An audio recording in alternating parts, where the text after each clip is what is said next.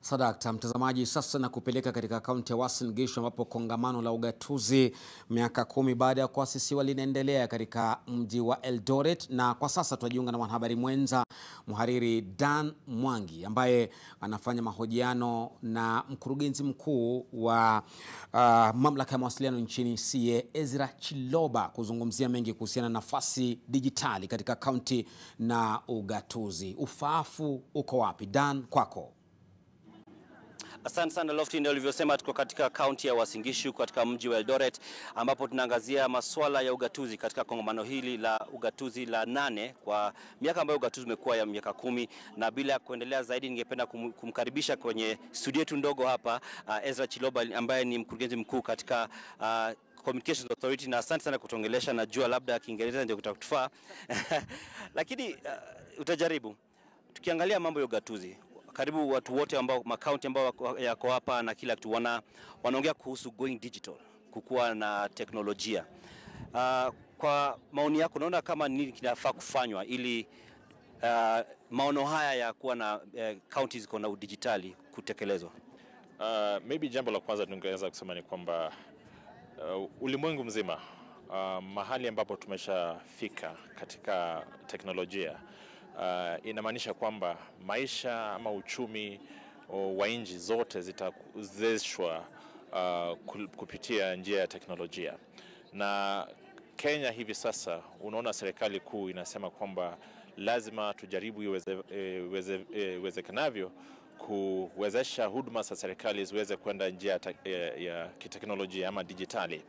Na vile vile tunapoona kwamba county governments pia wameweza kuchukua msimamo huo, inamaanisha kwamba tukifanya kazi kwa pamoja kama taifa na pia na county governments kuhakikisha kwamba huduma ambazo tunatoa kwa wananchi lazima zipeanwe kwa njia ya dijitali.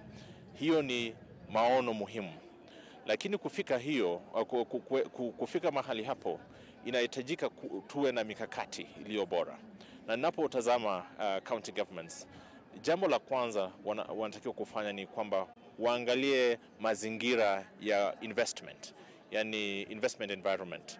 Wajiulize swali, ni mbinu gani wanaweka kuhakikisha kwamba kuna wawekezaji wanaokuja katika sehemu hizi za counties ili kuwezesha kujimudu na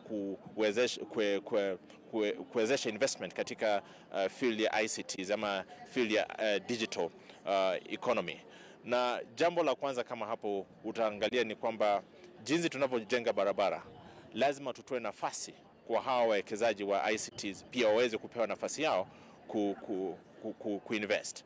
Na utapata counties zingine ambazo hazielewi umuhimu wa teknolojia.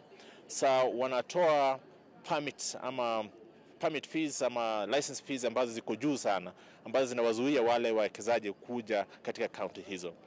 Jambo la pili ni kwa sababu serikali mara nyingi haina bajeti ya kutosha, lazima waangalie mbinu tofauti za kuhakikisha kwamba kuna private investment kwa wingi, hadi kusema 80% ya kuwezesha hizo investment ziweze kwamba teknolojia inatumika katika hali hiyo. Lakini pia ukiangalia serikali zetu zina historia ambazo wafanyakazi wengi hawana ile technical skills ya kuweza kutumia teknolojia ama digital platforms. Lazima tuwe na mikakati za kuwezesha wale wanaohudumia wananchi waweze kupewa skills ama capacity training ya kutosha ya kuweza kuhakikisha kwamba tunapokuwa na zile platforms za digital, lazima kuwe na wale wafanyakazi ambao wanatumia hizo platform kuhakikisha kwamba huduma ambayo wananchi wanapata katika hali inavyohitajika from the digital platforms. Okay, and nitageuza kwa Kiingereza kidogo tu, just for abundance of clarity. You're saying that some counties at times are making it very expensive for the investors who are trying to build this digital dream to come to pass. So what would be your rallying call to the counties so that they can actually make this happen? And also, how does that affect your work as CA as you try to ensure that the whole country is connected? Exactly. One, for CA, our aim is to ensure that when it comes to connectivity, from a technology point of view, we must have universal connectivity, that every citizen, regardless of where they are, their level or the economic level, they must have an equal opportunity to access internet, for example, or communication services and products. Now, the best players in this space is the private sector. From a regulatory point of view, we want to make sure that the market, that is the private investors, are able to access this opportunity and invest, put in more capital to ensure that there's a growth in the ICT sector. So what we are seeing in the county government, some counties are, are putting very high levies, when it comes to, for example, the way leaves. The cost of doing business then is increased. This discourages investors who potentially be good for that local economy. So what we are saying is that let us standardize, for example, the way leave fees. Let us put in incentives to allow investors to come in. Even where there's need, for example, for land, some county governments will do well to provide this land to the private investors in the ICT sector to be able to actually come and set up in their respective jurisdictions. This is the only way you're going to see a more sustainable investment in the ICT sector. And that, in return, gets more value for citizens within those spaces. Okay, and just in closing, coming out of here, many people want to just hear that this conference is not a talk shop. Yep. It is not, we came and had a lot of high-level conversations and left. As CA, within whatever scope you have, what is your commitment in terms of what you're doing and to ensure that the evolution works? Now, CA, our responsibility is to ensure that the market works in the ICT sector. I've said that. And our vision here is that we need to make sure that each and every citizen is connected.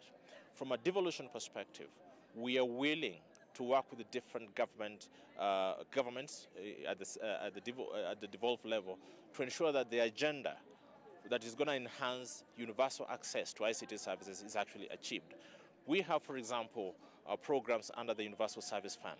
And the Universal Service Fund is meant to fill in the gap that exists where the market is not able to deliver, and therefore government has to intervene. So the government intervenes through the Universal Service Fund to ensure there is connectivity. For example, in areas that are marginalized, Baringo, Elgeyo Marakwet, Turkana, Tana River, they're always having challenges getting investors. So the Universal Service Fund comes on board to be able to fill in the gap. And this is where we think we can work closely with the county government to ensure that together we facilitate investment in that sector, to ensure that no one is really left behind when it comes to the ICT dividends.